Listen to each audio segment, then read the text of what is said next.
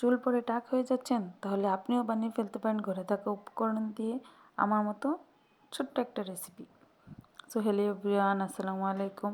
প্রথমে একটা পাত্রে পানি ঢেলে নিলাম, এটা আমি জাল করতে দিব।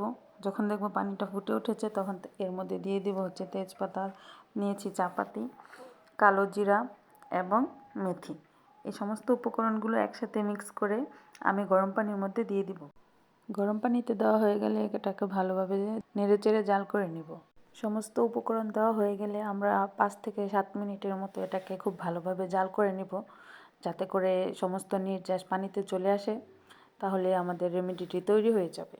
আমরা কিছু কাজ করতে পারি যার মাধ্যমে আমাদের চুল ভেঙে যাওয়া রোধ হতে পারে।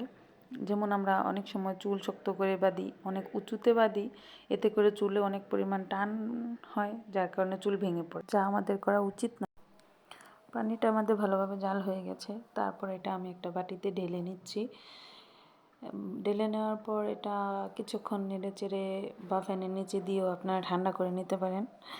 একটা ছোট্ট কন্টেনারে ঢেলে নিব। এটা 1 সপ্তাহ পর্যন্ত রাখতে পারবেন। পরে এভাবে আমার মতো চুলে স্ক্যাল্পে লাগাবেন, তাহলে আপনারা আপনাদের চুল পড়া প্রতিরোধ করতে পারবেন।